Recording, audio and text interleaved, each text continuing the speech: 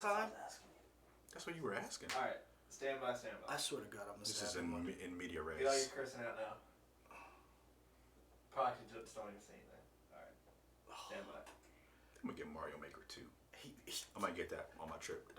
you know what? I'm gonna give him this one. He was slick by starting it by. That's why he knew. Who? Hey, are we on 2 channels or 1 channel? We're on channel 1 and channel 2. Are you sure? He's not. Yeah. Call it right there. That's a lie. I feel like you were looking like. Nope. I mean, okay. No, because you looked up. You did like this. Like. But how would you tell from that channel? You didn't see on the other side. Yeah. No, I did earlier. No, you didn't. I won't say that he didn't. I'm gonna say he didn't because he looked up. Because when you look up to the right, you're lying. Oh, hello there. We didn't see you. We were just talking amongst ourselves. No, we having knew. a good time. Nah, not that we didn't see him. We were calling him out because I don't think he's got 2 channels up there. Well, they'll let us know in the chat. Good evening, everybody. We're the News 19 Nerds. We're joining you. Man, one of these days we are going to be consistent and on time, and it's going to be scary. We're getting better. We're getting closer and closer. Don't say and I we. appreciate that. We're a collective. It's we. It is what it is. I appreciate Anakin for all that he does for getting us where we need to be. You see me looking at you. Welcome to another Press Play. What are we talking about today? You see me. Hey, angry one. Shut up. What are we talking about today? We're going to do 3 stories. Let's start with the first one, the biggest news that happened. Why don't you this give them an week. overview of all of them? Nah, because that way if we don't get to it, they won't be like... Well, you already said 3 stories. Yeah, It doesn't matter. But we don't know what 3 stories. So, first thing we're going to talk about is the big news that came out. One day. Nah, do it my way. Yep. Nintendo Switch Lite. That's a mouthful. The Nintendo Switch Lite. Just call it Switch Lite. Or just call it the Lite. Well, you can't do that because there already was a Lite. There was? Yeah, it was a DS Lite.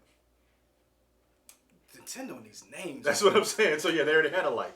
But Nintendo just announced this year that we will see in September? September 20th. September 20th, Nintendo Switch will get a totally dedicated handheld Nintendo Switch Lite. And you are on the fence of saying you're not on the fence. I'm not on the fence. You're on the side of saying this isn't for you. Yeah, I'm good. And I agree with you. I got my original. I bought it day 1 with Zelda and a bunch of other stuff, and 1-2 Switch for a game it was all right. It is what it was. It is what it is. Whatever. Yeah, I love my original Switch. I still play it now. I got a trip coming up that we may actually tease to go other topics, but I'll be playing that on the plane, all that kind of stuff. I'm happy with the Switch as is. Sorry, go ahead. I got something else to say, I'm one of those people who thinks it's not meant for you. True. I think the Nintendo Switch Lite. I think dropping it now. You talked about there were rumors that this was coming out. I think dropping it now, getting it out for the summer, or the end of the summer. Well, September's still the summer, isn't it? No. It's still hot down here. Yeah, but it ain't the summer. It's still the summer to me. It's not. I'm still 99. When is Labor Day? First week in September. So see, that's like that's. September 2nd. So I feel like that's the end of summer. Shoot, it's still 100 and some degrees in September here. Well, there you go. But I think getting it out during then gets it ramped up for the holiday season, holiday shopping season. And I think this Nintendo Switch Lite is for people who don't already have it, or people who have kids and don't want to spend $300 on a system for their kid to play Pokemon when it comes out. Having said that, there is a very nice looking Pokemon Sword and Shield themed I don't think it looks Nintendo nice. Lite. I don't think that one looks good. I think the best one is the yellow one, the one that looks like a Pikachu. Okay. I just like the gray one because it has the legendary Pokemon on the back of it, which is kind of cool. I think that just looks, to me it looks drab. Okay. To me, the gray one. I'm a fan of the yellow one, and I think the yellow one is probably going to be one of the top selling ones you're going to see everybody with. I don't think that the Switch is meant for you. I think the Switch is meant for me. Switch Lite. Switch Lite. I think that's what it's meant for. I think it's meant for the people who don't already have a Switch, and I think it's meant for the people who are looking to buy a system but don't want to spend $300, $400. So are you getting one? I might. For $200, it's not a bad deal. But the question is, are you? I might is kind of whatever. Because okay, if it's meant for you, fine. Then my question is, did it work in making you get one? You be like, am I going to get it? Because I feel like when the Switch came out, people were like, yeah. I wasn't. I'm picking it up. I wasn't. I was. When we had this conversation, I really didn't like the Switch. Yeah. When we first came out, it wasn't until we played Overcooked and you let me hold it and I played with it. I was like, okay. But it always felt heavy. And it always felt like It wasn't durable. It always kind of had not necessarily an expensive. It didn't feel like this, like this. I like being able to put this in my pocket. It didn't feel portable really. Does that make sense? Yeah, but I think you might run into an issue with the portable or with the Switch Lite. I don't feel like it's smaller, but it's still big. I understand it's still big, and I understand that. But what I'm saying is, this felt expensive. Okay. And when I have a handheld, I want to know it could stand up to some rigors, and the fact that the things detached. Joy-Cons? Yeah, if I spend $400 on something, I'm gonna be like, ugh, it's that feeling. It didn't feel like when you hold a tablet, that portability. It felt heavy. So to me, I like the Switch Lite. Okay, so let's talk about Nintendo's marketing strategy. Is it smart to have multiple systems out? Yes. Why? Because you get multiple demographics for the system. Okay. Because you are a person who buys whatever comes out from Nintendo. You are their core audience. Who are you going to get outside of that audience? And that's how you make money. You're not just selling to your core audience, getting those crossover people. That's why the Wii was so popular, because people who never bought a system bought a Wii. The Switch Lite is that. It's the crossover system that a parent would probably buy a 12-year-old. I'll be honest with you. I have not seen a child yet with a Switch. We hang out in different circles. I've seen a bunch of kids with Really? Switches. Oh yeah. I have not seen a child with a Switch. But to your point, if you look at a lot of the marketing commercials that they did, It's young definitely it's young adults. It was when the thing first came out, there was the girl who had the Switch in her hand and she was playing on a rooftop. Yeah. And I want to say, chat, once you guys see this, let it help us out. I feel like the skateboarding kids. Well, with the no. bicycles. The name of the girl. I want to say like they didn't officially name her, but I feel like Internet World named her Karen. I think she was Nintendo Karen. Karen. Yeah. Really? They went with Karen? Yeah, this one with Karen. Okay. Pretty sure they called her Karen. But and everybody was skeptical because like nobody's really gonna do that, but people are doing it, especially in like really millennial popping cities like your San Francisco, your New York cities. People are playing these in bars. Oh, I'm not. People are on Twitch. People are setting up game nights in bars playing it. I don't doubt that. What I'm saying is, when I put it like this, the Game Boy. I was a kid who was like maybe preteen or whatever when it came out. 30s. You guys better be glad we online, because I want to say something. The 3DS, the Game Boys, the Game Boy Advances, kids played them. And I always remembered seeing kids, and again, because I was probably a kid at the same time, but now I'm an adult. I've seen the Switch in the wild. I have not seen a child playing with the Switch. I got you. And that's the thing that I'm saying the Switch Lite is for. It's that bridge in that generational gap. Because when I just came back from Boston, on the plane back, it was a teenager playing it. It was, you could tell he was not a kid. He was still probably that 18, 19, that mid-20 range.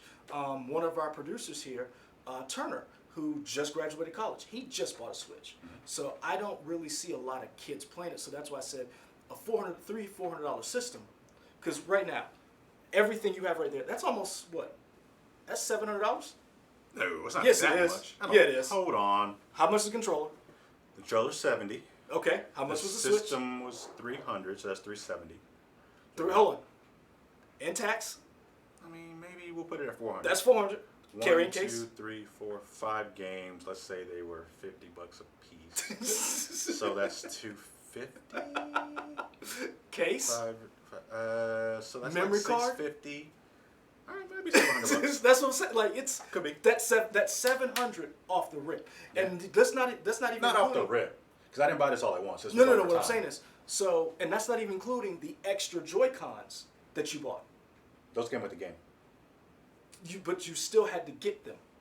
True. Right. So that's what I'm saying. So That's not a cheap thing to do. No. And no. that's what I'm saying. That's $700 that you're out on a system that you got one of. Yes and no. Because again, you don't have to buy all this stuff at once. No. I agree. I mean, you could do whatever. But yeah, I see what you're saying. So I asked that first question of later Anakin, our behind the scenes person left. He didn't want you guys to know, but we were going to out him anyway, so that's fine. I'm definitely going to do more than out him. So the first question, oh no, I feel like I'm an accomplice now.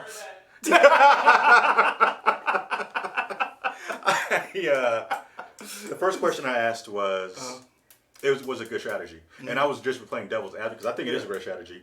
Nintendo has proven again and again, they are the masters. Of reinventing themselves. Well, not only that, but being able to sell The same thing. multiple copies of something at the same time. Nintendo has figured out how to sell you the same crap over and over again. Better than a lot of other companies. Better than any other company, other than Apple. Yeah, that's true. Other than Apple, they're the only company that I've seen that can get you to queue up for the same crap. People, how many people have bought Super Mario Brothers on so many different systems? Yep. I think I bought it for the Wii console. I probably bought it on the Wii U. No, I might have transported it over there. I can't remember. But yeah, I bought Super Mario Brothers several times. Same game. Same game. They didn't really do anything different to it, but I bought it so many times. So yeah. But I say that to say, they have a good strategy in place of putting out one version of a SKU or multiple versions of a SKU of like the same overall topic. Mm-hmm. You had that with the Game Boy Advance as the multiple iterations of that. You had that with the 3DS iterations of that. And they've been able to sell a handheld and a portable at the same time for decades now. Yeah. Going with whatever console they had to with whatever handheld they had. Handheld. And they are the perennial handheld makers. No one else has done handheld as well as they have. Right. And I'm not mad at them for it. What I will say is, you brought up something, we talked about this before. You wondered, is this the death of the 3DS? Yeah, I said that because at one point Nintendo was kind of on a two-pronged system of playing. Oh, that's a nice little thumbnail that we got for the thing. Well, you just saw it? Uh-huh. Yeah. What game is it? Oh, Mario Kart 8. All right. They would have like a two-pronged approach, and they called it that eventually. Like, I don't remember exactly what generation it was, but you had your GameCube and maybe the DS or whatever it was. And at one point, they kind of switched to like a three-pronged approach of having whatever the console was, and then they had kind of two different DSs that would be out in the wild. And for a while, they were successful, and they were able to sell multiple versions of a DS along with the console at the same time, and they were experiencing year-over-year growth. Eventually, they slimmed that down to just the two-prong approach again of having a console and a handheld. And when the Switch came out, a lot of the talk was, okay, how are you going to play to the dedicated console market and people who want handhelds? And they said, hey, we're going to do both.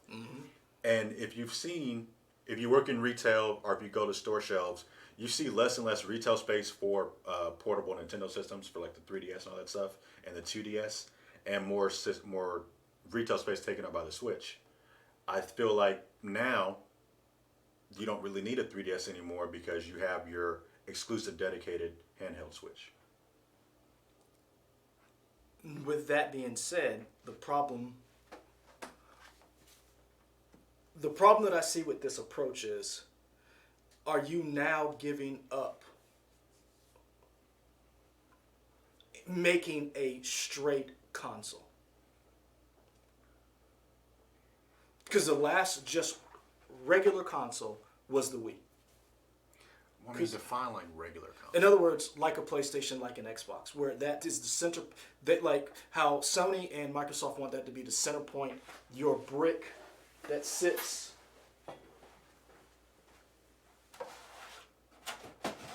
Our lovely props. Yeah. Yeah, like that sits in your entertainment center. The Switch isn't your entertainment center. You see what I'm saying? Right. So they decided that they've given up on that design. that they don't want your console being the center of the room, basically. I feel like they have, and they're okay with that, because if you look over Switch came out 2017, I think, that sounds right. When that came out, both PlayStation and Xbox were pushing, like you said, this media hub. They have all these apps and stuff. The only like streaming app on the Switch is Hulu. There's no Netflix. Yeah. I've been wanting Netflix on Switch forever. Which People doesn't talk make any about it. sense considering that it literally is a console you could take with you that would stream. Yeah. That just to me doesn't make sense. But again, Nintendo's like, that's not what we want it for. And I would love to know the backstory behind how they got Hulu on there, because for a while, Nintendo was like, we're not worried about streaming stuff. We're doing games. And we're good. So I want to know what lawyers worked out what to get the Switch to have Hulu, because that was a great deal. I don't understand why they would not have, because to me, and that's another thing. Like that's one of the things that has like kind of stopped me from getting a Switch. But I'll be honest with you, that's one of the things I think plays their advantage, that it's just deals with gaming. Because then you don't have to worry about if my child downloading this game. And that's one of the things. But then on the flip side, if I'm a millennial, from somebody like me, I want to be able to have HBO Go or HBO Now or having Netflix on my, because what if I don't want to just play a game. I think, and I'm just thinking of this now, I'm sure other people have already said it, but like the pessimistic or like the cynical side of me says, Nintendo's online infrastructure isn't that great anyway. Yeah. So maybe somebody might have said, hey, let's not worry about doing streaming stuff because we can't do it that well. So let's not have that be a blight on our record of saying, yeah, you could play it on the Switch or you could watch streaming on the Switch, but why even do that? Because it's going to be whatever. Sure. Right now, G1 Transform said Nintendo Switch is a console. It just happens to be one that you can take on the go, and people love it. I agree with you. I love it. I mean, I agree with you. It is a console, but the thing is, what I've noticed is when Nintendo is saying we're developing mobile gaming, because that is something that's a big thing. Mobile gaming with people Late to the party. But to the party. I mean, but this is something that's big. I'm just wondering, have they decided, or maybe it's just for right now, they've said, you know what, we don't need a box top that stays, that's all it is. We don't need to invest in that kind of power, that kind of graphics card. But I will say this, we've seen the Nintendo Switch Lite. I'm wondering, because you talked about this, will we ever see a Nintendo Switch Pro? Upgraded graphics, upgraded battery life, because... So do we think... I'm sorry, go ahead. Finish your Because you said that this has been 2 years since it's been out. Mm-hmm. Could we see not necessarily a larger, but you could, with the advancement in technology, you could put in the same console the same thing, but just make it better. So there is a report that Nintendo is working on the processor, the current processor for the Switch. I don't know if it's like a Tegra chip or something like that, but they are working on upgrading the chip. We don't know exactly what that entails. So that means you're going to get better stuff in it, or maybe they found a way to streamline it. So maybe they make the system even cheaper for themselves, so they're making more of a profit. We don't know. But with that, people are wondering, maybe we do get a Pro version. I'm wondering, do we see a Pro version or a Switch 2? Like, would they call it the Nintendo Switch Pro or the Nintendo Switch 2? I don't know, because I wonder what their... What's the difference? To me... What's the difference between a 2 and a Pro? In my opinion, I think the difference would be a Pro, which is like a slight upgrade, like PS4 to PS4 Pro, Scam. or Xbox One to Xbox Which is not X. a scam. Yeah. Which was actually upgrade. And I feel like, in my mind, what that means is you're probably getting maybe a slightly redesigned system, but in terms of the Pro, you get a slightly redesigned system, but that also gets you your longer battery life. That gets you faster processor, so you get more intense graphics. To me, Or onboard memory. yeah, that kind of stuff. Okay. To me, a 2 would be, it's probably A next step up. yeah, next step up. Like maybe you're, and I don't know how easy this would be. I don't know. But maybe you're actually going to see like something like an Xbox One level of graphics that's portable. I'm sure that's expensive. I don't know how that actually works, but to me, that's what a Switch 2 would be. Well, the reason why I asked that is because we know The Witcher 3 is coming to the Switch. That is a huge game that I don't know how they're going to scale down those graphics as far Oh, as it doesn't look great. for this is where I disagree with you, even though I'm not a Nintendo fan. Well, I don't want to say fan. I'm not one of the loyalists. Mm-hmm. I think for the Switch, it looks good compared to the PS4 and the Xbox One. It does not. It doesn't. But for the Switch, it does. It does what it needs to do. Mm-hmm. And to me, it's more like I don't want to say this, but I compare it to. It's like a more adult Zelda, to a certain extent. Sir, man, and guess what, y'all? Y'all about to see a fight on live TV. I didn't think it was going to happen. I get what you're saying. But that's because it's but very like, hard. man- It's very hard to get those kind of graphics that you're going to see on a PS4 and Xbox. So that's why I said it's. Could we see a Pro or an upgrade so that the graphics will be a little better, so it won't just look like a watered down version of it? Well, I don't know, because like we talked about before, to me it's all about art direction. Because I would contend Breath of the Wild's art direction is just as great as anything on any True, system.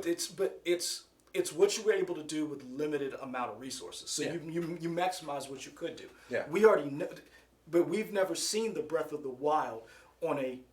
It was designed for that system. Mm-hmm. Witcher 3 was designed for a high-end 4K experience. Mm-hmm. That's the difference. That's what I'm saying. So if you're going to port down a game, which is what you're doing, how is it going to look and how is it going to run? That's my question. And because I don't see how it's going to run the way it is on that.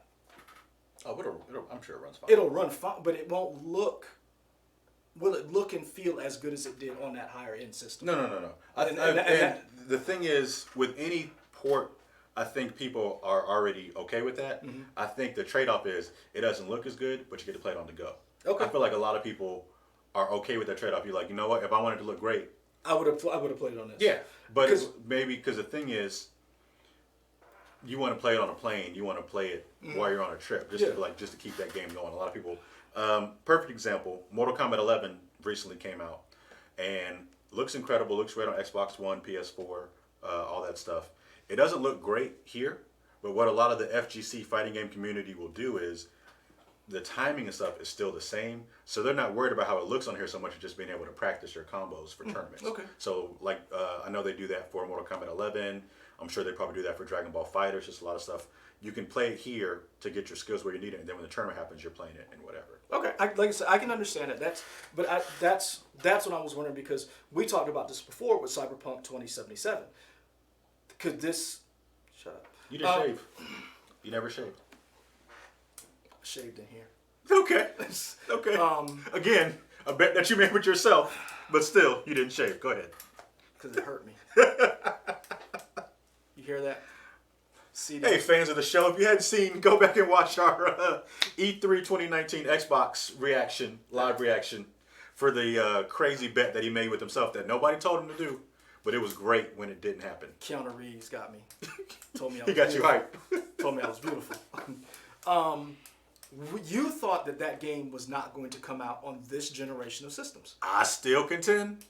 That That it's going not- to get delayed again. Or you know what? I can't go back because I definitely said it won't come out. My first You were thing right. was... It wasn't coming out this year. Right. Well, my thing was, I don't think it's on PS4 and Xbox One. That's what you said. And you've always said that I don't think, because of the way the game looks, the way it runs, and how big it is, you don't think it can come out on this system. Yeah, my new thing is now it probably will, but it'll probably be a cross-gen thing where it'll play on the current systems, And it'll but be on there'll the next probably be a one, newer yeah. system too. And only as the reason why I say that is because there are so many units of an Xbox One X or an Xbox One and a PS4 out. You want to sell to that mass Oh market. yeah, there's no way in the world you see. That's what I'm thinking. There's no way in the world you would just pass that generation of systems and just go to the next one when there's so many consoles that you're basically missing out on money wise. Like side note, I'm thinking of. So you're familiar with Ghost of Tsushima, right? yeah. The is it Sucker Punch? I think that's the game. Yeah, infamous people they're working on it. I feel like that may not be PS4. I feel like that's PS5. yeah, Like, I feel like it might be straight PS5. I'm gonna be honest with you. I don't think Last of Us 2.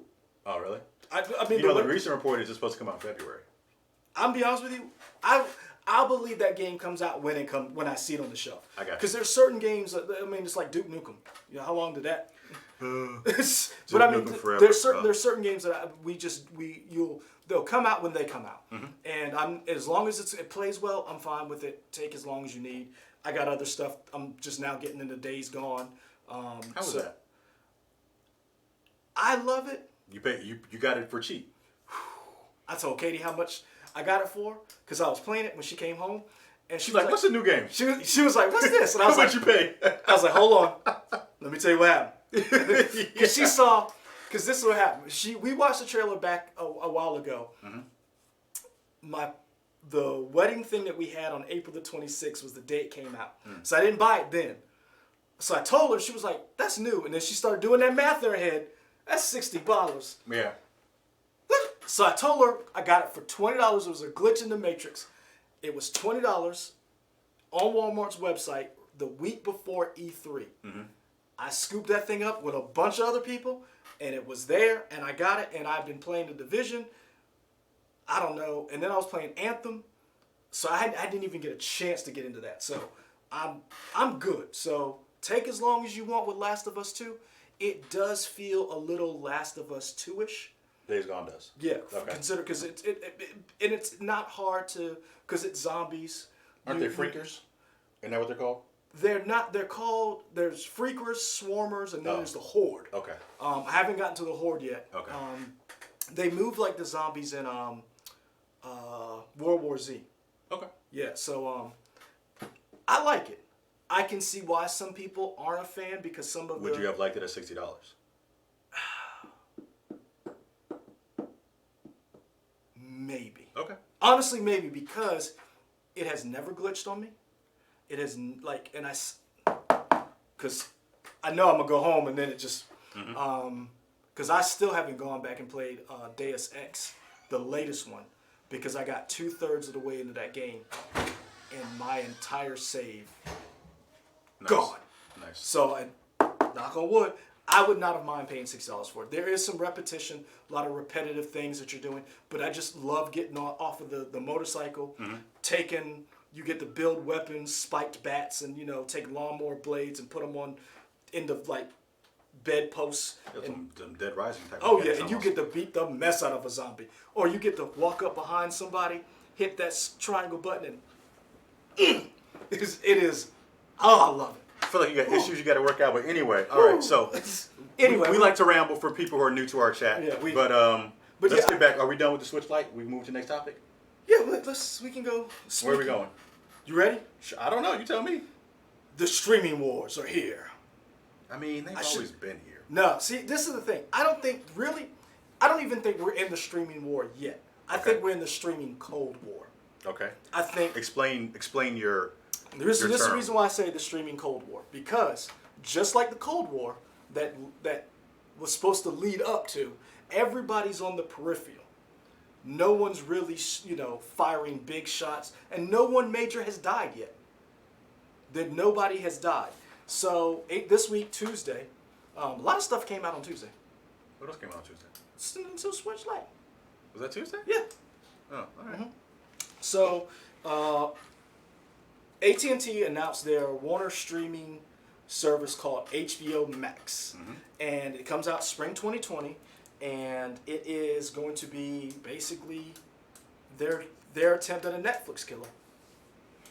And so it joins. It's so weird, right? Because Go ahead, because well, my thing is, Netflix is so. We assume Netflix is successful, right? But the thing that people always point out is nobody really knows what the numbers mean for Netflix. Yeah. So we assume I have Netflix and I do enjoy it. I hope it's doing all right because I like shows, but I just don't know how successful it is. What you're saying is it making a profit? Yeah. And that's a question. I've seen multiple videos of how it's not making a profit. I've seen multiple videos of how it is making a profit. This is what I will say. HBO Go or HBO Max now joins this crowded field. Netflix, Amazon Prime, Disney Plus, Apple streaming service, NBC Universal, WWE streaming, Hulu Plus, DC Universe, which is some of their programming is going to be up there. That's the new streaming landscape. that's out there. This is why I don't call it the stream. We say streaming wars, but to me, it's still a Cold War. But until one of these dies. So DC Universe then? So, Hey, here's a question. Which is the first of these to die? Honestly, if you would have asked me a while ago, I'd have said Hulu was the one. Hulu would have been before the Disney merger. Excuse me. I would have thought Hulu was going to be the one to die. But Hulu would have now- died before DC Universe? Oh yeah. Wow. Because I think that they're going to roll. Because I've already talked about the DC Universe Prime content, premium content, will go on HBO Max. So I think, honestly, in my heart of hearts, who I think the odd man out is going to be either Apple or NBC Universal. Only because they're the last of the party. And none of their content is something people will pay for. Well, we don't know that. Name a show on Apple's streaming service that is coming out that you say, I have to see that. I'm talking about for me. I mean, there's like a new Alfred Woodard show that she's going to be in with the blind one with Jason Momoa, Yeah, where everybody's blind. Maybe that could be something. I don't know. Have you seen anything for the show? No, but when does the Apple thing come out? Next year, the end of this year. The Apple streaming thing? Yeah, that's what I'm saying. Like, I forgot CBS All Access. Oh, nobody's using. I wonder how successful that is because CBS. It's weird, right? CBS is the #1 overall rated broadcast show. But that's because my in-laws watch it. Yeah, but CBS. I just don't know how successful CBS All Access is. You're not going to know how successful these things are because they don't want those numbers getting out. Right. And Nielsen has a hard time of getting that data. But again, I think in my heart of hearts, HBO Max is literally the only one outside of Amazon. But Amazon's user interface is trash, so that's why I'm not counting Amazon. Amazon, I don't know. Why are the free shows mixed in? I mean, I know why the free shows are mixed in with the paid shows because you trick me. But let me know, hey, this is all stuff that's free I can watch. Here's stuff you got to pay for. Yeah. And let's say in the audience, let me know, is there you actually have? I don't even. This is how I do Amazon. If I want to watch something, I'll find it. If I know it's on Amazon, I'll go, because I know what shows Amazon has. Okay. I'll just watch that. I don't go streaming through Amazon. I don't, because Yeah. Amazon Prime is garbage Yeah. as far as a streaming service. The UI. The UI is terrible. Yeah. And that's why I said HBO Max is the first competition outside of Disney Plus that will be a threat to Netflix. So you don't consider Hulu a threat to Netflix? No. Why? Because Hulu does not have any original programming that rivals HBO or Netflix. I think Handmaid's Tale might beg to differ, sir. Hey, you got one show. People love Handmaid's watch Tale. this. You have one show. That's all you need. No, you need more than that. You got you got that show with Sarah Silverman that's canceled. I feel like that's a knock on Sarah Silverman. It's not. What I'm saying is that show is canceled. Hulu has. I'm not knocking the shows that are on Hulu. Katie likes this show called Good Trouble that just came out with some of the people from The Fosters. They have a lot of good programming on Hulu, but none of it is really original programming that makes you say, I have to have Hulu for this show. Because again, Stranger Things was not supposed to be the big hit that it was. But it is. Mm-hmm. People have gotten Netflix for Stranger Things. People have gotten Netflix for House of Cards. People have gotten Netflix for the Marvel shows. Orange is the New Black. Yeah. The Marvel shows. People have gotten Netflix for these shows. Yeah. People have gotten HBO, Game of Thrones, Sopranos, Deadwood. People are going to get HBO for The Watchmen. People got HBO for Chernobyl. Mm-hmm. What does Hulu have besides Handmaid's Tale that people have said, I have got to get Hulu for this? For those in the chat, let us know, because I know they have other stuff, but I just can't think of anything that's as critically acclaimed or not even critical acclaim, just like popular acclaim. Handmaid's Tale is up there. I like Harlots. I like Harlots. Here's the funny thing. What? I forgot that was a show till you said it, and now that you said it, I've seen it pop up. There's shows on there. Forever Man is not horrible, but it's not like if it like I don't have to have it. I like Harlots. I like being able to watch Rick and Morty. We watch Blackish and all that other stuff. But the thing is, I can still watch that on TV. There's nothing on Hulu that says that's out. Now, granted, with Disney being a 60% owner in it, there's going to be stuff that we're going to see that you're going to be like, oh, that's great. But there's nothing on Hulu that says, I have to have this. Yeah. And that's why I said HBO Max is because listen to what's going to be on HBO Max. Rooster Chicken? Yes. Here we go. They're going to have all 236 episodes of Friends. Now, that's not something that you will get it for. My wife loves Friends, and that's something we already have HBO, so we're gonna upgrade. But that is something that she would do because it's one of those shows you can put on and just leave on. With that, I know a lot of things that I'll do now is shows that I've seen 100 times. I actually go to sleep with them now. That's what we do. It's just like comfort, like almost It's like white noise. White noise, and that's you what just we fall do. asleep to it. Also, the exclusive streaming rights to launch all episodes and this is straight from HBO's website. Fresh Prince of Bel-Air, Pretty Little Liars. Exclusive streaming home to a new... Now, this is the thing that's tricky. New Warner Brothers produced dramas for the CW, beginning with fall of 2019, including new DC Entertainment series Batwoman, Katie Keene, spinoff of Riverdale.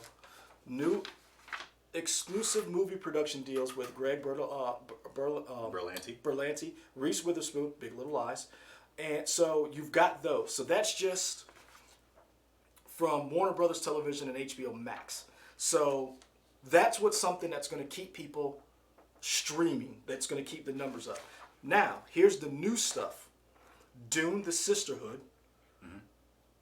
Tokyo Vice, which I cannot wait for. What's that? So it's based on Jake Edelstein's nonfiction first-hand account of Tokyo Metropolitan Police Beat. The reason why I'm excited, I've read the book, I have it. Sonia, give me my book back. She borrowed it. I don't think I ever got it back. We traded books. Sonia who? Reporter Sonia. Okay. Yeah. You definitely not getting that book I know. back. Sonia used to work She here. gone. Shout out to Sonia and Denver. Right. So Jake Edelstein's a Jewish guy who went to school in Tokyo.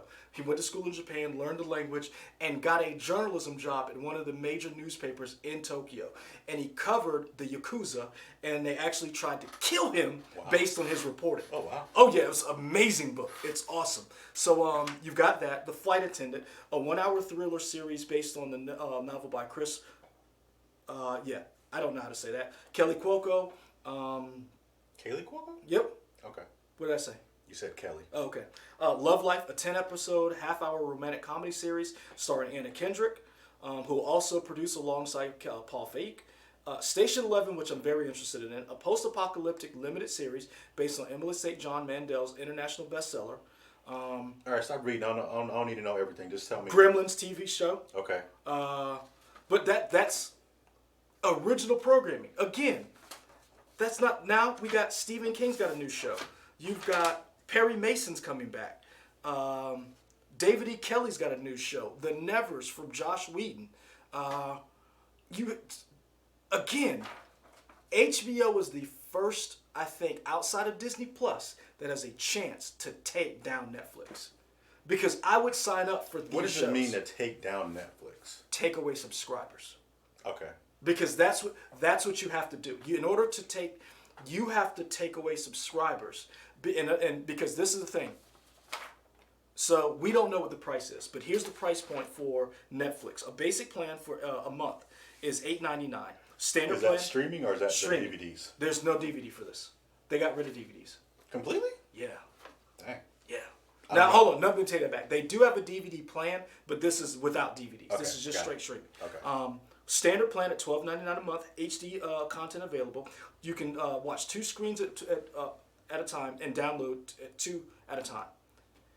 Premium is $15.99. I think that's the one I got. $15.99 a month. 4 screens at a time with HD and Ultra HD, Yeah. and you can watch download it 4 screens at the same time. Yeah, that's what I got. So we don't know what the actual price point is for HBO Max.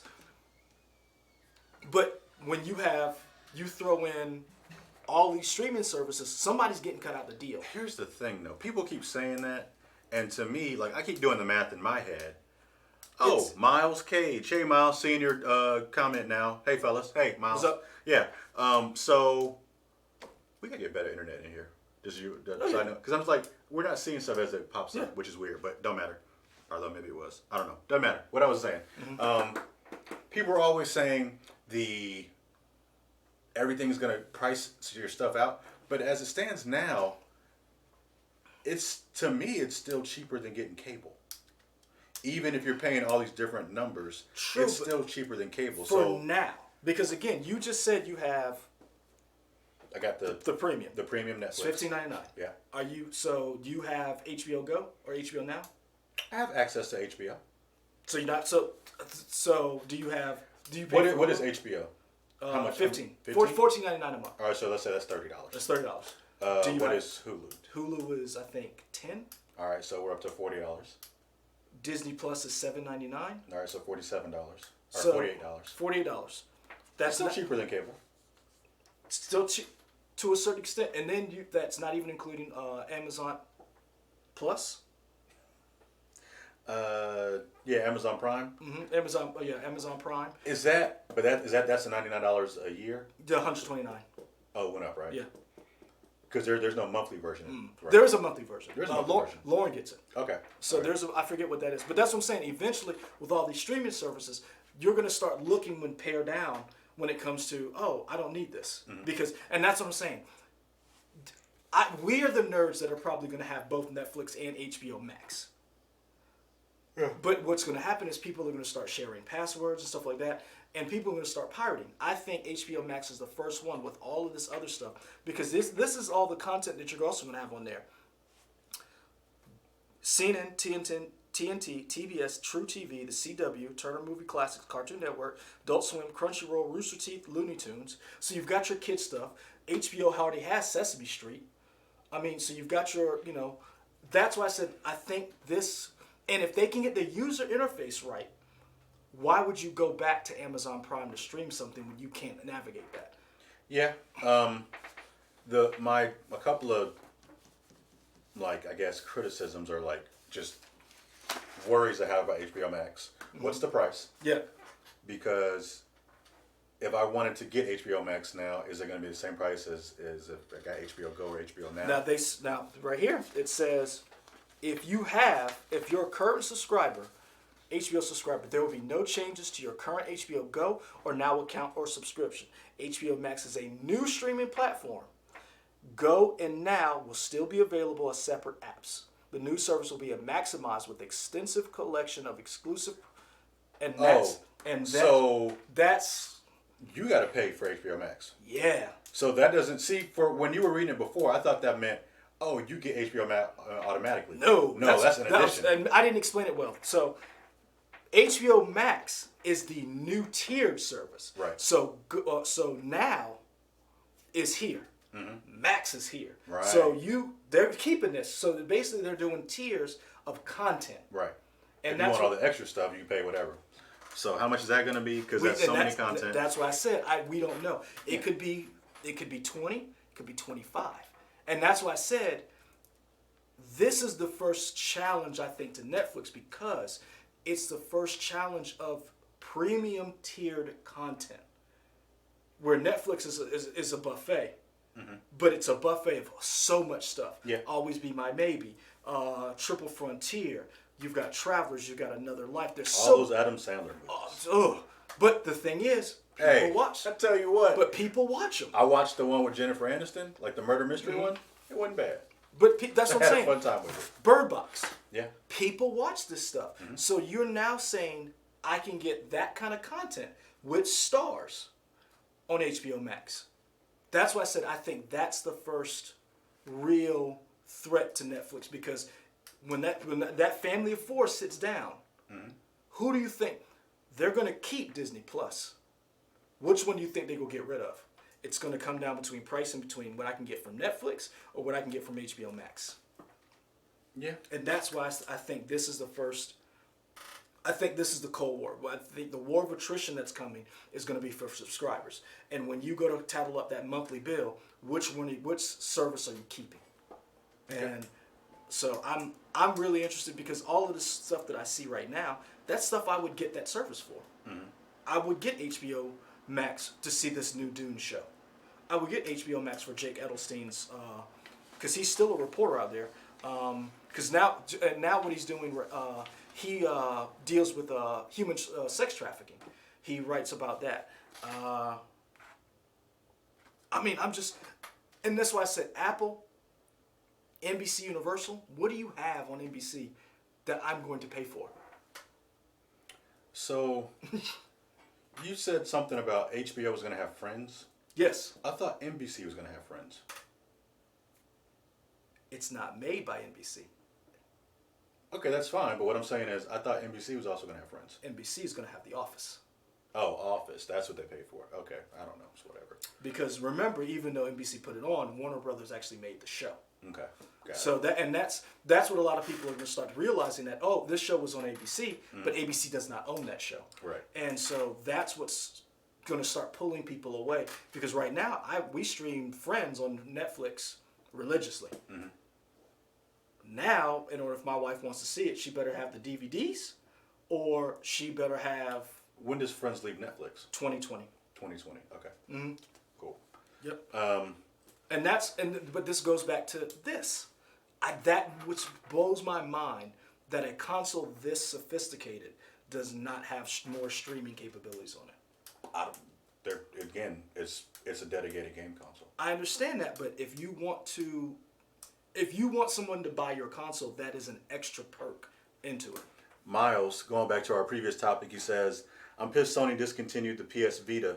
I was thinking about picking up a Switch." I guess he has two different thoughts. I have a PS Vita. Hold on to it. It's actually going to be worth money because they didn't make that many of them, and the games are actually not bad. I love Lumines. I play that game every day. Yeah. You're not good at it, but you play it. Oh, I'm very good at it. You're probably not. I'm very good. What's the highest level you got on there? I don't know. A bajillion and That's not a level. No, it is. You ain't got there yet. It's not a level. I can show you right now on my Switch. I got it. Show it. I don't want to right now. Because we're talking to the people. Lies. Yeah, because you actually got me into going to get the old Telltale games, The Walking Dead and all that stuff. Oh, yeah, it's dirt cheap on Yeah. the Vita. So yeah, I say I'm thinking about getting the Switch, but honestly, I'm thinking about getting the Switch Lite. And now that I know that the streaming isn't that great on it, and their online store is that great, I'm holding up because I need that online store. I want to be able to buy stuff. It's not that you can't buy stuff. Uh-huh. It's just that you can't buy like old retro stuff. See, that's what I want. Okay. I don't. Okay. I'm one of those people where if you made it, I'm willing to pay you for it. Right. I don't want to steal it. Right. Because we deal in a business that you pay for your content. Mm-hmm. I don't want to steal somebody's content. I don't want to emulate it to have the 1,000 games. Mm-hmm. I want to get it to where it's official. I want you. I want you to have your money, but don't make it hard for me to give it to you. Right. And when you do that, I don't want to give it to you. Okay. And Nintendo is making it hard to get my money. Oh, sorry, just jumped in the combo. It's all good, man. Hey, feel free to Miles. talk about whatever Bring it you up. want. Yeah. Yeah, we'll talk. You We'll know, go back. We jump back and forth here. We're not very Have organized. you not seen the rambling we do? Yeah. So it's all good, man. But yeah, that's the one thing I have, the knock I have on the Switch. Yeah. That you have all these streaming platforms. I want to be able to take and rewatch a comedy special on my Switch if I go at the airport. Yeah. I want to be able to do that. So So we went to the third topic. this is your topic. It's not really my topic. Yeah, it is. It's... You can talk about all. It's your topic. Go ahead, man. The floor is yours. So our last topic of the day, and again, we can go back wherever, we can jump. If you guys want to talk about different stuff, we'll try and talk about whatever we talked about. So, 50 years of San Diego Comic-Con is here. San Diego celebrating 50 years. I'm excited. You've been to 37 of them. That's pretty good. That's not a bad joke. I think I've been to 7 of them. You've definitely been to 7. Because when you went Well, with me, either it was 7 or 6. 6. Nah, when you went with me, it was 6. So then I've been to 6. Because you the last one I went with was Yeah, no, so you've been to, this will be the 7th. So I haven't been to it yet. Oh, okay. So it's still 6. Okay. Yeah. All right, great. So yeah, it's going 7th one. I'm excited, man. It is a chance to be away from you suckers. I ain't even mad at him. I know how that feels. Shoot, I can't wait to be on vacation. When you wake up and it's 3:30 and you ain't at work. The rest, like, oh yes, I got to worry about news today. Oh man, No breaking news. I looked one day. Great. It was 5:30. And I was like, I ain't got to do friends at 5. I ain't got to punch nothing right now. It's great. Man, let me tell you, that's a great feeling. Yeah. So I'm excited. I don't really know. You got questions you want to ask me? Because I don't even know how to begin. No, keep going because I got dedicated questions I'm gonna ask, but I want you to get it all out. I'm just happy to. It's just a chance to relax, right, and just be around different groups of people. Mm-hmm. I would definitely say, if I could sell Comic-Con or any convention overall, I would say go out and go to a convention. Mm-hmm. Chances are you will meet like-minded people who are maybe a little weird. They may be introverted. You know, just strike up a conversation with people. I have all those things. You can find people that, even though everybody's all introverted, you're all enjoying in the same love of whatever particular passion it is. Mm-hmm. And at San Diego Comic-Con, they have a little bit of everything there. They got everything. Yeah. They have genres and fandoms I did not even know existed. Mm-hmm. Did not know there is a fandom of Ghostbusters like that. Oh, yeah, man. Oh yeah. Oh, Did not yeah. know. There's a I was talking to Jen about this, Jennifer. There's a 35th anniversary Ghostbusters Optimus Prime that they're going to sell. Oh yeah, I saw that. At Yeah, Hasbro. I'll be it's picking a that white. up. You I'll will? be- Okay. I'll be picking I that up. thought about that. I was like, that's cool. It really did. Yeah. So here's my thing. So Uh-huh. this will be your 7th time. When did you first go? What was your first, what was it like the first time you went? For those people who have never been, or those people who have been to a convention, what was it like for you? Well, to me, I always wanted to go because it seemed, me and a buddy I used to work with when I worked at GameStop, we had talked about going a couple times. Trader. You used to rip people off, didn't you? People would be like, I have all of this stuff, and you were like, that's $3.17. Hey, I was just doing what Mr. GameStop told me, all right? I was just a loyal subject for Mr. GameStop. So guys, when you come for those people who stole all your stuff, Michael was one of them. I was, and I also was a store manager, so I was really stealing from y'all. But anyway, it don't matter. It is what it is. So the first time we went, we actually went as volunteers. That was Really? easy. Yeah, because the tickets are ridiculous to go to San Diego. I'm sure, I don't know if it's like the fastest ticket, but it's got to be one of the fastest tickets. They sell out probably, I'll say conservatively 20 minutes. Of maybe I'll say 30 minutes to sell out all tickets for all days. So we found, I won't say a loophole, but the best way to get in is through the volunteer system. Because any day that you volunteer, they give you a pass to go that day. Because Comic-Con is 4 days, Thursday, Friday, Saturday, Sunday, and they have a preview night on Wednesday, which is open to people who can get that super pass and also media. So the first time I went was as a volunteer. I had to work 2 or 3 hours a day, and then I could have the rest of the day to do whatever. And it was just crazy seeing all this stuff. It was a lot to take in. Yeah. Probably like the first time you went. I would imagine. It was a lot for me. After that, I went again by myself as a volunteer again. And then, I don't know, I realized, hey, I'm in the news business. I should try and get a press pass. So the third year, I tried for a press pass, and they didn't give me one. They gave me a professional pass. I don't know how I got it, and I had to pay. I had to pay for it. That year, I think I went with me and a buddy that I worked with at another news station. We went or whatever. Had a good time. The fourth year, I think I went with me and a high school buddy. He didn't actually go to Comic-Con. He just wanted to go to San Diego. So he did that. That was cool.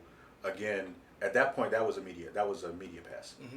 And then to apply for a media pass, you have to show that you contribute regular pop culture stuff. This kind of stuff. Yeah, this kind of stuff to you guys. And in a way, thank you guys for listening to our crap because you allowed me to apply for a media pass. So thank you very much. But yeah, you have to show that you're a regular contributor. You're contributing content every couple of months or whatever.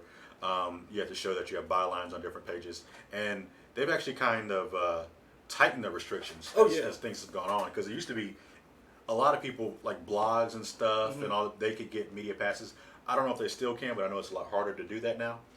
Since we do work for a quote-unquote, media organization. Multimedia organization. Yeah, old school journalism in terms of like having a TV station, that gives us a little easier way to get in. Fifth year. That was the last time. No, fifth year. Fifth year would have been, I don't know who I went with that year. 6th year was you. Yeah. That hadn't been the past 2 years. I'm going back this year. So yeah, that's my little history of Comic-Con for me. The biggest thing I love about Comic-Con is meeting new people and hearing their stories. You always hear about like some of the horrors of Comic-Con, like waiting in lines, Mm-hmm. you don't have to wait in lines. There's always stuff you can do just because there's so much going on in San Diego. Oh yeah. San Diego is I'm only going during Comic-Con, so when I'm there it's always looking great and looking bright and I love it. But it opens its doors to everybody for San Diego. Or for Comic-Con. There's always stuff to do everywhere, and you don't just have to go to the convention itself. Oh yeah. There's a bunch of free events. Oh, the Padres stadium is right across the street from the. Yeah, and a lot of stuff is open to people Yeah. to walk around and do whatever. The Gaslamp district down there has a bunch of different displays and installations and stuff. For the past couple of years, I don't know if you were there with me when it happened, but did they have the Assassin's Creed obstacle course? That might have been the year before. But yeah. But they have like an obstacle course for different stuff that you can do. There was a Simpsons installation. It was a big Homer head that was there. Mm-hmm. So I mean, there's always stuff there. My favorite memory is probably waiting overnight to get into Hall H, because I'd always heard of Hall H. Yeah. There, that's the biggest room they have. I think it might be 6,000 seats or something. And usually, like the most prestigious or the most popular panels will be in there, and there's always a wait to get in. And I staked out for Doctor Who. I can't remember what season it was, but I think Doctor Who was just coming back. I don't know, maybe it was Stephen Moffat that was the showrunner then. It doesn't matter. But by doing that, I actually learned about several other shows that I didn't really pay attention to, but because I was in the Hall H waiting for those other stuff, I got to see that. So for me, I learned about Supernatural, which was awesome. A show that I didn't even really care about. Now I've watched all of Supernatural. I'm sad that the 15th season is going to be the last season. But yeah, you get new fandoms from being out Comic-Con. Okay. Yeah. Ask your questions. I've been rambling. So, what is it that you're looking? Because now you've been, you are a veteran of Comic-Con, San Diego Comic-Con. Uh-huh. What is it that you're looking forward to seeing This year? This year, that made you say, I'm glad that I'm going. The thing that later, AG. Bye. Yeah, you heard AG talk on camera. There we go. She's going off now. That's fine. The thing this year, I really want to go this year just because it was the 50th anniversary, just to see what kind of crazy celebration stuff they're going to have. I think this year they're going to have a couple of different panels on like Comic-Con through the years, which is pretty cool, just to see how it's grown and developed. Because I'm sure some people will be like, it's not my Comic-Con, because Comic-Con used to be about comics. Now it's about everything. It's a media platform. Oh yeah. Our contact that works at CBS like Entertainment is going to be there with a bunch of different shows that are coming out, and I was talking to her, so she's trying to get me to go to a couple of different things, which is going to be cool. So yeah, just the 50th anniversary is what got me excited to go. But I'm happy I'm going because Marvel's going to be in Hall H this year. Because they said they weren't going, then everybody pulled out, and then Marvel was like, "Gotcha." Yeah. Last year they didn't go. Yeah. This year, we don't know exactly what they're going to talk about. The rumor is they're going to talk about Shang-Chi. They're going to talk about the Eternals. They're going to talk about the Black Widow movie. And they may actually officially, because we know they've been working on it, but I still don't think it's been officially announced. Like Doctor Strange 2 hasn't officially been announced. Same thing with Black But Panther. Black Panther 2, so they'll probably officially announce those, which is cool. Yeah. And they probably would announce a Captain Marvel because it's made $1 billion, so why not go ahead and announce that? They may have something from Guardians. As Guardians of the Galaxy. To me, I think it would be perfect if they did some type of like a meta joke about firing James Gunn, and now that he's back, I feel like James Gunn would love to do something joke like that. Because he got fired during Comic-Con. Right. Yeah. Last year. So that would be cool if they did something about that. It's funny because this time last year, he was fired during Comic-Con. Yeah. And now, could he be back at Comic-Con and be like the conquering hero, or, hey. Yeah, because DC's not, like Warner Brothers movies aren't going to be there.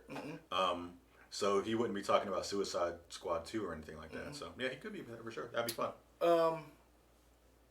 What is it about Comic-Con that makes you keep going back? Because you talk about the expense. It is expensive. It is a lot of people. It is a lot to take in. And from covering it's a lot of work when you go out there. What about it makes you keep going back? That you're like, I'm going to plunk down this money to go to this. I think it's a chance to meet new people, get new experiences, find new things that you didn't like. Again, like I didn't know I liked Supernatural until I went out to the panel and saw it. Now, we're not saying to spend $3,000 to go to San Diego so you can find a new show. Did I spend $3,000 to go to San Diego? I spent a lot of money in San Diego. But this is how I want to spend my money. Spend your money the way you want to spend it. Yeah. But yeah, I mean, it's a lot to pay for a plane, to pay for a hotel. But you keep going back and you enjoy it. Yeah. Like this will be your 7th time. Yeah, it's just fun. You're just surrounded by people that love different things.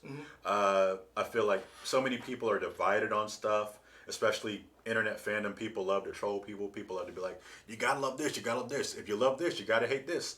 And for the most part, at San Diego Comic-Con, with the exception of that one time where that guy stabbed a dude in the face with the pencil. You remember that story? It was I don't remember. Chat, I don't remember how many years ago it was. I don't know what panel it was. You can look it up. But somebody stabbed somebody over an argument or something with a pencil. Really? Yeah. Wild. That's the only really crazy, like, violent incident I can remember at Comic-Con. For the most part, people are just, they just want to hang out and talk to people. I will say this. I've gone to a lot of comic book conventions, a lot of different conventions. I've only been to San Diego once. You're right. It is a little overwhelming. For somebody like me, who I'm not a big crowd person, as I've gotten older, I've gotten weird. I can talk about this now. I had a real big problem with anxiety and being amongst a lot of people. I'm paranoid, so the bumping into people, I couldn't do it. So I went to San Diego. I had a great time. There was one day I was a little overwhelmed, but I think that fandom you're talking about, I think it's a loud minority. That those people, and I will agree with you, going to a convention, you will meet so many different people. The creators of stuff that you like, you get to be around people who love some of the same things you do, or people who introduce you into stuff that you like. I think everyone at some point in time should go to a convention, whether it's San Diego, Emerald City, whether it's our hometown, Soda City Comic Con or SC Comic Con in the upstate, or Heroes Con in North Carolina. Go to a convention and enjoy, because that rancor that you see online, to me, does not exist at the conventions. Yeah, people it's just love, man. It's really is just love of whatever. You get to meet the creators. I'll be honest with you, some creators are weird. Neil Adams is weird. That's a weird dude. But then you'll meet some people. I'm trying to remember what his name is. He draws. He works on Assassination Nation. When we went to SC Comic Con. Yeah. Because he's also the longest Rick and Morty writer. That's man, I can't. When I get off the computer, you could look it up. I want to remember it. But like so many different people. So I met Jenny Friesen at Heroes Con. She's the cover artist for Wonder Woman. I got to meet Tula Latoy. She's a British artist. I mean, there's so many different people whose work that I've admired that I could get to actually meet. And that's the cool thing to me about conventions, regardless of which one you go to. So I can understand why you keep going. What do you think is the creme de la creme that San Diego's going to do for the 50th? Because I think there's got to be something, because the year we went, Will Smith was on the floor for Suicide Squad. Brian Fuller, we got to meet him and hand out donuts. Donuts, yeah, he was handing out donuts. We got to interview, we got to see, because it was the 50th anniversary of Star Trek. And so we... Yeah, we went to the world premiere of Star Trek Beyond. Yeah, so that was cool. There's always some big thing. The Fear the Walking Dead came out. Miles Cage. First of all, Miles, you said wow. What are you saying wow to? Let us know. I think he was talking about when you talked about the guy getting stabbed in the eye with a pencil. Oh. Because that's what I think that wow popped up. Does nobody else remember that And story? I was like, whoa. I looked at the camera. I think Miles saw me look at it. And we were like, me and Miles was like, what the? Really? You don't? I don't. Y'all look it up. Somebody got stabbed at Comic-Con. I'm not saying it didn't happen. I'm just... But and then Miles said he went to his first convention this year, C2E2. I guess that's in Chicago, right? Yeah. Congratulations, Miles. Let us know how was that for you? Let us know here. We're on a delay, so we'll figure that out. But what's your question? I'm sorry, I'm just saying, like, what do you think the coup de grace, the big thing? I don't know what the big thing is. Because I mean, this year. Because this is the thing. It's 50, so I know there's got to be some star out there, or some panel that I think. There's no way in the world you don't go big for this one. And just for regular years, so like when they did Black Panther, last year. We didn't go, but Sanford Green, the artist for Power Man and Iron Fist. whatever, and Bitterroot, Mm-hmm. he was at the booth drawing, and a woman came up in a Star Wars outfit. It was Lupita. Oh, It was cool. Lupita Nyong'o. Mm-hmm. And no one knew she was, like, this is an A-list Academy Award winning actress Mm-hmm. walking around on the floor cosplaying. And they say every year Mark Hamill goes in some weird costume. Yeah. And so I think for 50, there's got to be something big. Well, I'm sure it will, and it'll be like you do every year. You won't know until it happens because they're very good about keeping the people secret in the costumes. Okay. I guess you blend in by looking like everybody else, right? So everybody's in a costume, so you don't think it's weird when you see a costume. For me, the big thing I want to see is I wanted to get. Oh wait, how do I explain it?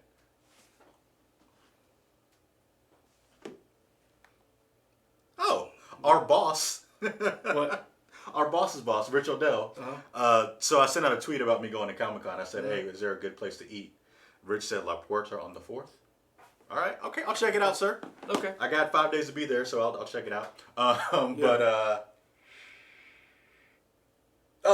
to me, what I wanted to see was Veronica Mars. Yeah, because you asked about I it. really like Veronica Mars. I think it's a great show. I think Rob Thomas, he is a very fun writer with his shows. Mm-hmm. I've liked Veronica Mars. I like Party Down. I like Krista Bell. I think she's great. So I was hoping to get into the exclusive signing panel. I didn't make it. Mm-hmm. Just a little background for you guys. What Comic-Con is known for is, among all the costumes and the video games and all that stuff, they're also known for exclusives, right? In terms of like exclusive comics, exclusive Funko Pops, exclusive stuff, and including exclusive signings with people.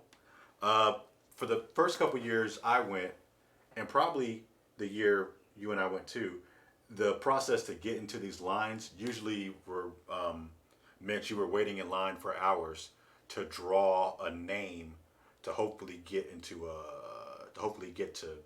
signing. They've streamlined it this year, or for at least this year and probably years past, where now if you have a Comic-Con member ID and you have a badge that says you're going, they give you so many credits, and you have to use these credits in certain slots. Oh. And each slot is like, maybe a slot might be, I want to go to the Veronica Mars signing panel. I want to go to the Black Lightning signing panel. I want to meet Greg Capullo. That was something on there.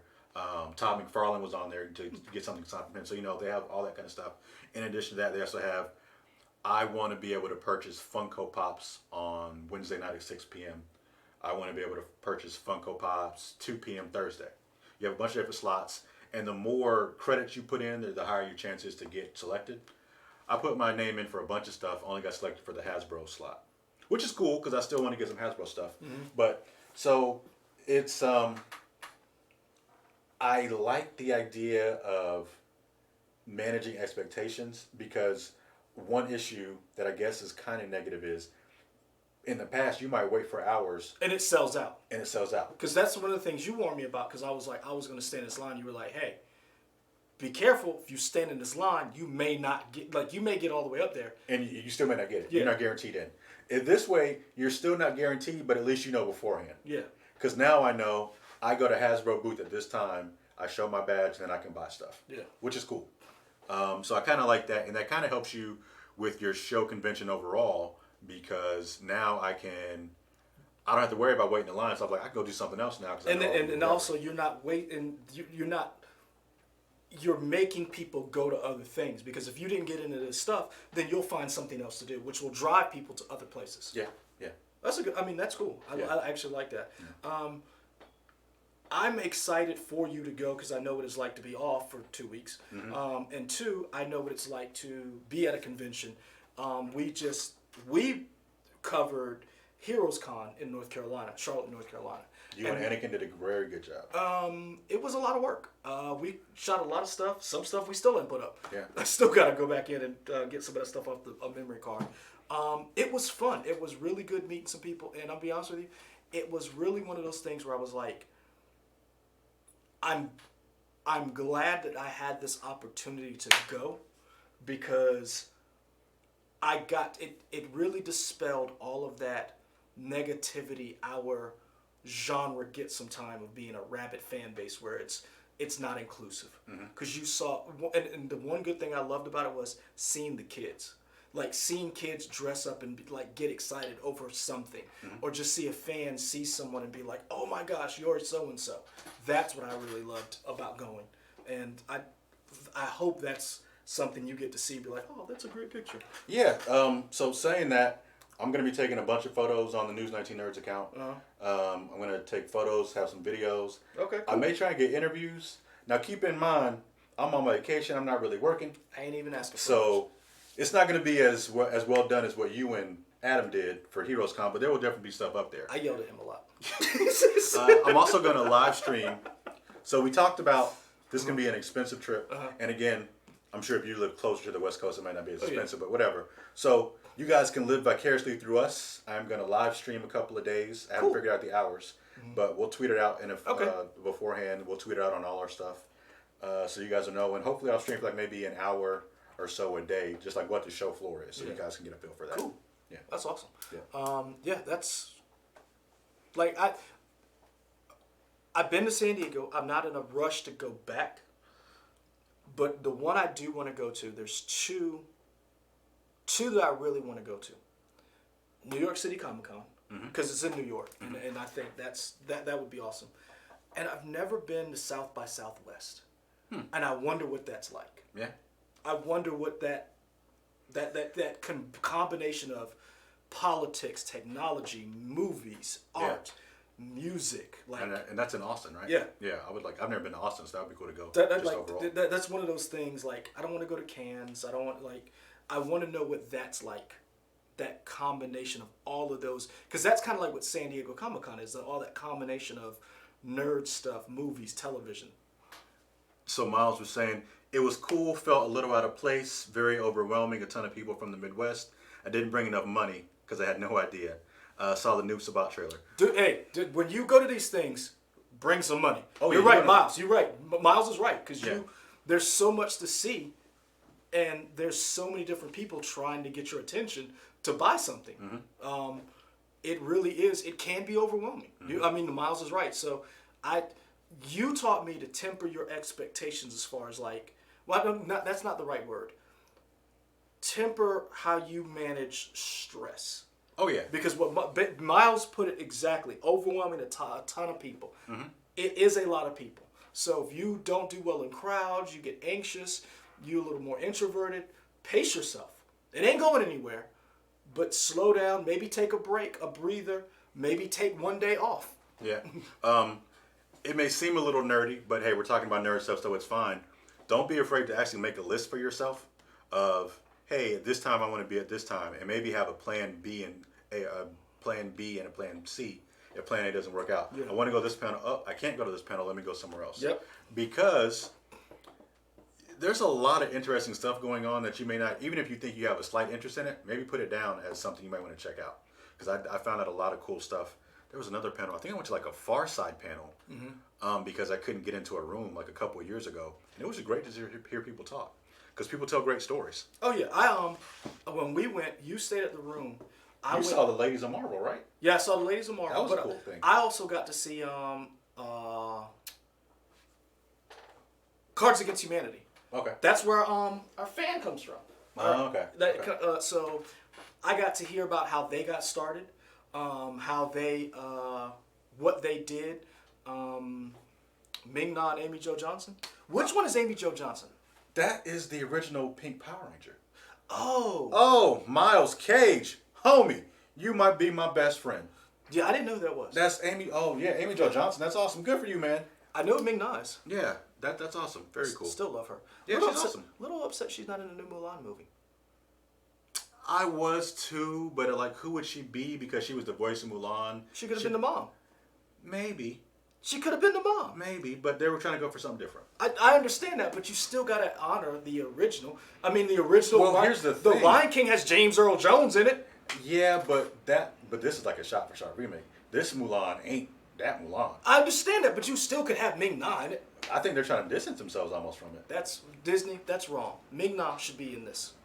Oh, wait, what if she is and we just don't know it? What if this is an Easter egg? I mean, could be. Because I'm still upset Linda Carter wasn't in freaking Wonder Woman. Yeah.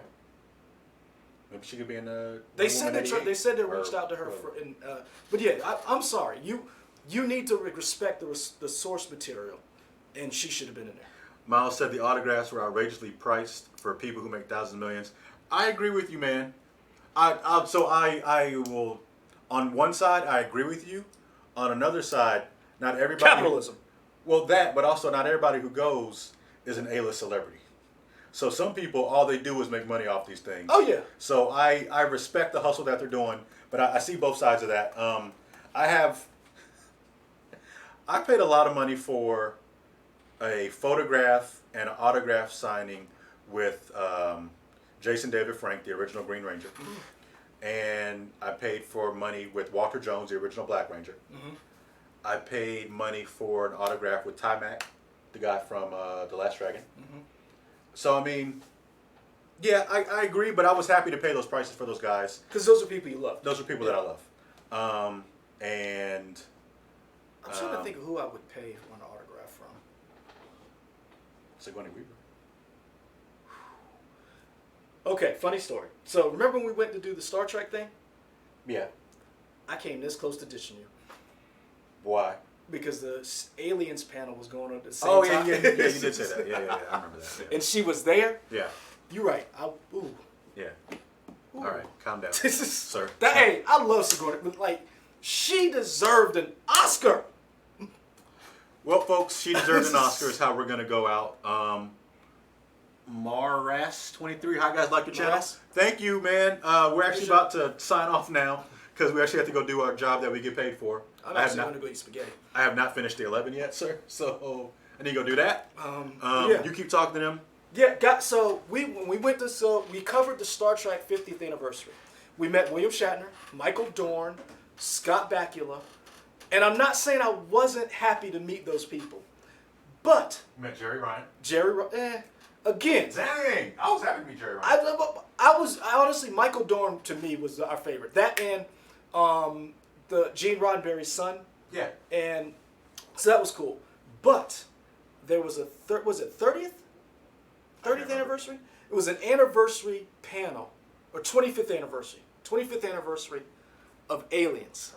Sigourney Weaver, James Cameron, Michael Biehn, Lance Henriksen, all were going to be, and Angie told us we could have gotten into Hall H. She didn't say that. Yes, she did. No, there's no way she said It that. was I know for a fact because she's always like, hey, just because I know you guys, you still can't get into Hall H. No, it was somebody told us they could have gotten us into Hall H, but we had to cover this. I can't remember who it was. It was somebody else who was like, I can get y'all in. But it was somebody else who was like, I can get y'all in, but we were like, nah, we got to cover this. Because it was CBS and we had to go. Because Brian Fuller, I missed my chance to meet Sigourney Weaver for work. You weren't necessarily going to meet her. You just would have been sitting in Hall H. Negro it's Magic. It's not like you would have got up to the top. Negro Magic would have worked. Say bye, Pete. Tell people where they can find us. Sir, the next time I'll explain what Negro Magic is. You won't. It has worked before. My goal is to meet Sigourney Weaver. I've said it on this channel. I don't care how I got to do it. I might get tased in doing it. Where can they find us? Twitter, Instagram, YouTube, and now WOTX.com. Yeah, Facebook. I figured that was self-explanatory. You didn't say that one. I was more excited about that that. next week. Well, I'll be back next week. Who you got? You got a guest? I'm trying to figure it out. Just depends on what happens. Lion King comes out, so I probably will be here with Lauren. Hey, if we can figure out a way to Skype, I would Skype in for this with you guys. We don't know how to Skype. We barely get internet service down here. I'm saying if we figured it out, man. If you have not paid attention, we barely get Wi-Fi down here. All right. Guys, we're in a basement. They don't love us. Tell the people bye. Bye. Bye, Sigourney. I want to name my little girl Ripley. Katie won't let me do it, though.